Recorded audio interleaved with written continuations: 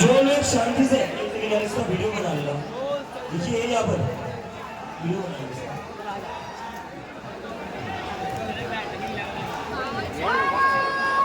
तो इतने दिन ये लोग कह रहे जनता मंदिर पर भीड़ नहीं आ रही है, भीड़ नहीं आ रही है, भीड़ आ चुकी है। सरकार नर्वस है, और जब बीजेपी वाले नर्वस होते हैं तब नरेंद्र मोदी और अमित शाह करते क्या है, वो हजारों की भीड़ में अपने 50-60 गुंडे भेज देते हैं लोगों को उकसाने के लिए। भेजते हैं ना भेजते हैं। तो अगर जो बीजेपी के गुंडे यहाँ आते हैं, कोई बाहर से आता है, आप लोगों को उकसाने की कोशिश करता है, आप लोग शांत रहिए। हम लोग यहाँ पर 1 महीने से शांत बैठे तो हम लोग अपनी तरफ से कुछ भी गलत कदम नहीं उठाएंगे, हम ऐसे भी कोई अनलॉफुल चीज नहीं करेंगे। कुछ लोग आएंगे, मैं फिर से बोल रहा हूँ, कुछ लोग आएंगे आपको उकसाने के लिए, आपको बहुत शांत रहना है। उन्हीं लोगों का जो उकसाना है उसका ही बहाना इस्तेमाल करके ये पुलिस इस प्रोटेस्ट पर क्रैकडाउन करेगी। मैं बता रहा हूँ आपको, अभी से बता रहा हूँ। जैसे हमारे जो मार्च होने वाला था उससे पहले इन्होंने पत्थरों से भरे ट्रक लगा रखे थे ना आसपास,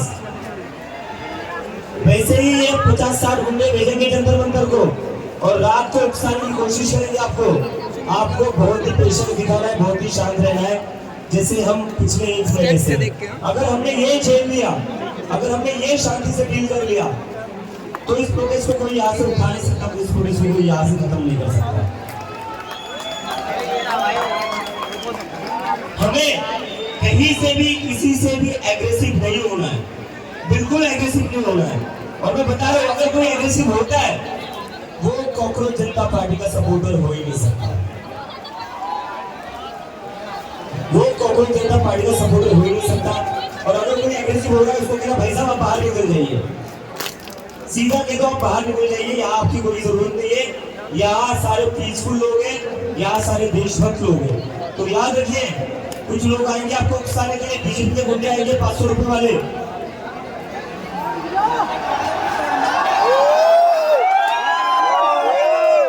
कितने रुपए वाले गुंडे? 500। कितने रुपए वाले गुंडे? 500। हाँ, तो बीजेपी के 500 रुपए वाले गुंडे आएंगे आपको उकसाने के लिए।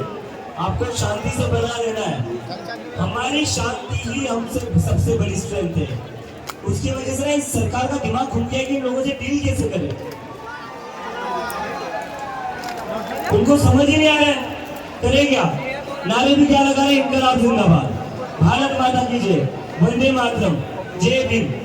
अब इस पर इन लोगों के ऊपर कुछ क्रैकडाउन करेंगे तो सरकार की कितना भी है,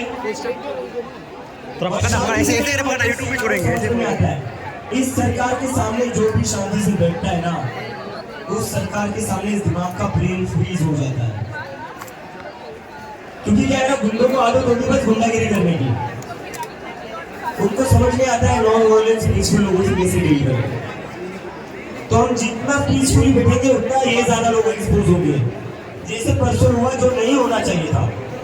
लेकिन मैं आप लोगों को सलाम करता हूँ, आप लोगों ने इतनी लाठियां खा ली, अपना सर फुलवा दिया, लेकिन किसी ने भी हाथ नहीं उठाया। इसके वजह से एक्सपोज हुआ कौन? इसके वजह से एक्सपोज हुए बीजेपी वाले और उनके पुलिस वाले गुंडे।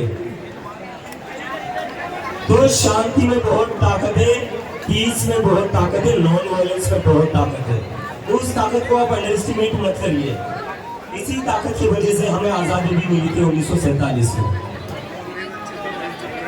और उसी ताकत से हमें इस तानाशाही को भी खत्म करने की जो इस देश में चल रही है। और मैं फिर से नरेंद्र मोदी जी से अपील करता हूँ, सर अभी भी वक्त गया नहीं है, अभी लोग सड़कों पर बैठे हैं, टाइम है, धर्मेंद्र प्रधान का इस्तीफा ले लीजिए। जो इंसान 20 बच्चों की मौत का जिम्मेदार है, उसको बचाने के लिए आप और बच्चों का खून क्यों बहा रहे हो? यहाँ हटा दीजिए ना उस इंसान को। क्या रखा है उस इंसान में? ऐसा क्या देता है वो आपको? चूतिया है। क्या देता है वो? मुझे तो समझ में आ रहा है कि नरेंद्र मोदी धर्मेंद्र प्रधान को इतना क्यों बचा रहे हो।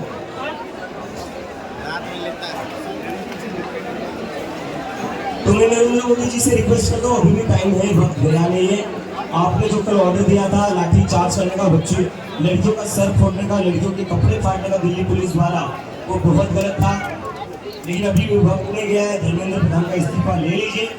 अगर आप धर्मेंद्र प्रधान का इस्तीफा नहीं लेते हैं और या फिर आप फिर से एक और क्रैकडाउन करते हो तो मोदी जी इस्तीफा आपका होगा, धर्मेंद्र प्रधान का बात नहीं करना।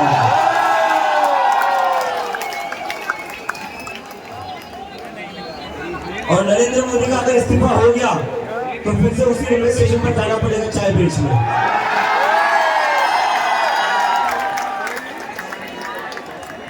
और पिछले 12 साल में 12 साल हुए हैं, कितने हुए? 12 साल ना। पिछले 12 साल में इस जनता को जितना आपने घुमाया है ना, आप चाय बेचने भी जाओगे, आपसे कोई चाय खरीदेगा नहीं।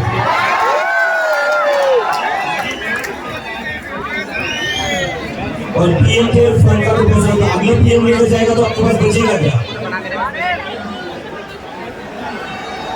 अडानी भी मदद नहीं करेगा, अडानी भी इसलिए मदद कर रहा है क्योंकि आप पीएम हो। उसके बाद अडानी भी मदद नहीं करेगा, ये साइड बदलकर किसी और को ऊपर ला देंगे। इन लोगों का यही चलता है। तो मेरी मोदी जी से इस्तीफा ले लीजिए। 10 मिनट होने और हम इस्तीफा अपने पर्सनल या पॉलिटिकल चीजों के लिए नहीं मांग रहे। 20 से ज्यादा बच्चों को सुसाइड करनी पड़ी थी धर्मेंद्र प्रधान की फेलियर की वजह से। अगर पेपर लीक ना होते तो वो बच्चे आज हमारे बीच होते।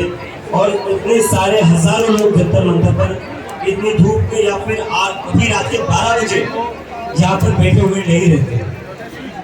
हमें कोई जरूरत नहीं थी, मुझे कोई जरूरत नहीं थी अमेरिका से आने की, आप लोगों को कोई जरूरत नहीं थी यहाँ पर पूरा दिन बैठने की और रात के 12 बजे तक बैठने की। हमें बैठना पड़ रहा है क्योंकि इस देश में अकाउंटेबिलिटी के नाम की कोई चीज बची नहीं। और वो डेमोक्रेसी क्या है फिर जिसमें अकाउंटेबिलिटी ना हो? वो तो डेमोक्रेसी रही नहीं, वो तो डिक्टेटरशिप हो गई। जिसके मन में जो है वो कर रहा है। हमारे पैसे पर वर्ल्ड टूर करे, हमारे पैसे पर मेले बांटे,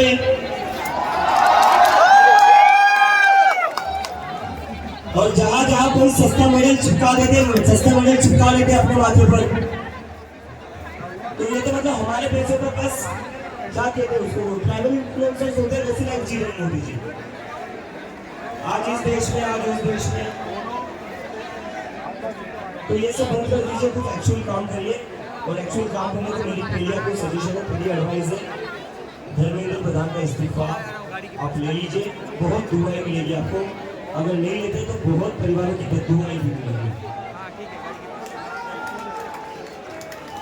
तो ठीक है, मैं फिर से एक बार रिपीट करता हूँ, हम लोगों को यहाँ पर शांति से बने रहना है। बीजेपी वाले कुछ गुंडे भेजेंगे आपको उकसाने के लिए, आपको प्रोवोक नहीं होना है, आपको शांति से बैठे रहना है। Peace and non violence is our biggest strength. ये मूवमेंट, ये प्रोटेस्ट जो एक महीना सस्टेन करा है, एक महीना जो चला है, वो इसीलिए चला है क्योंकि ये पीस और नॉन वायलेंस की फाउंडेशन पर बना हुआ है। और आगे जाकर भी उसी पर चलेगा। और कहीं ना कहीं महात्मा गांधी को भी गर्व होगा कि इतने सालों बाद भी इस देश में सत्याग्रह हो रहा है। Thank you.